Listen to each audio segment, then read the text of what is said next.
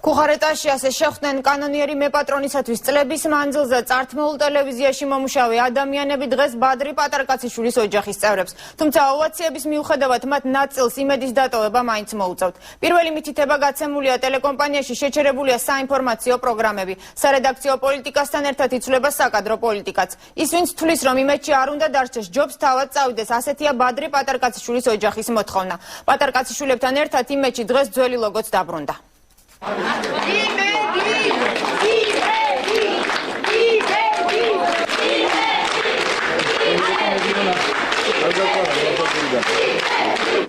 ასეთი შეძახილებით შეხვდა ტელეკომპანია იმედის თანამშრომელთა ნაწილი ბადრი პატარკაციშვილის ოჯახის წევრებს 5 წლიანი პაუზის შემდეგ. თანამშრომელთა ნაწილი კი მათთან შესახვედრად საერთოდ არ გამოსულა. მათ შორის იყო საინფორმაციო სამსახურის უფროსიც.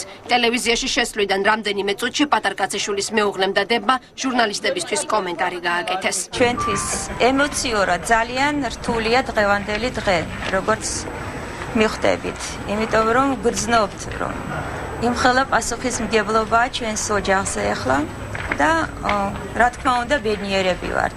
ის ხალხი, ვინც გრძნობს რომ არ იქცეოდა სწორედ რაღაც გაგებით, ალბათ თვითონ მიხდება და ეს დრო მოგვეცით ცოტა ხანი. ჩვენ რევანშისთვის არ მოვსულვართ ამ ტელევიზიაში.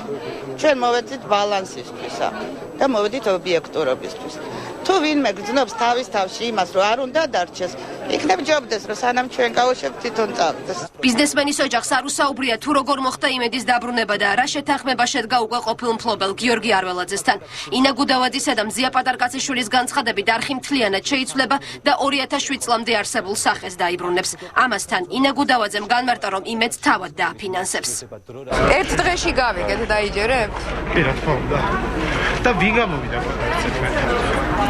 ამას ყველაფერს გაიგებთ ცოტა ხანში. დღესვე პატარკაციშვილების ოჯახი მათი ადვოკატები და მრჩეველები გიორგი არველაძესთან არკვევდნენ ფინანსურ და ტექნიკურ ვითარებას იმედში. როგორც მეცხრე არხს ოჯახის მრჩეველმა ირაკლი რუხაძემ განუცხადა, დეტალებზე სიტუაციაში გარკვევის შემდეგ ისაუბრებს.